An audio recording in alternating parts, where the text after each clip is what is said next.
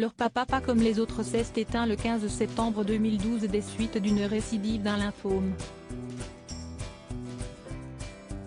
Mais la maladie, Pierre Mondi, qui aurait fêté ses 98 ans ce vendredi 10 février, ne l'évoquait pas. Il semblait confiant, il se laissait soigner, confiait son fils Laure Mondi à Paris Match, en 2012. Pourtant, au moment où il avait mis un nom sur son pire ennemi, l'acteur serre les dents pour y faire face. Un diagnostic posé après une mauvaise chute lors d'un tournage à Marseille qu'il cache à ses enfants. Mais suite à de vagues examens au CHU de la Timone, son état de santé ne cesse de se détériorer, sa mémoire devenait plus que vacillante, racontait son fils à nos confrères qui le retrouvent dans un état pitoyable. Il somnolait presque en permanence, ne se souvenait ni du jour ni de l'année dans laquelle nous étions, déplorait Laurent Mondi qui décide de transférer son père dans un hôpital parisien, à la Salpêtrière.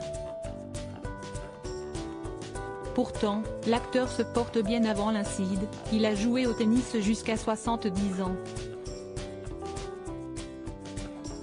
À 80, il courait encore sans peiner dans son costume de commissaire Cordier. Supérieur à Pierre Mondi, marié 4 fois, qui ont été les femmes de sa vie, Pierre Mondi hanté par la mort de son père persuadé d'avoir le même talon d'Achille que son père mort d'une crise cardiaque très jeune, Pierre Mondi voyait son cardiologue 3 fois par an. Il entretenait la machine et il avait le sentiment d'être assez vigilant, complète sa fille Anne Mondi. Quand il dépassait trop les bornes, il partait en thalasso à la Baule, notait Laurent. À 85 ans, l'acteur de la série Les Cordiers, juge et flic pouvait penser à la retraite, mais il en était incapable. Son métier était toute sa vie. Sa fille regrettait alors, pourtant, un simple bilan sanguin aurait pu déceler le risque.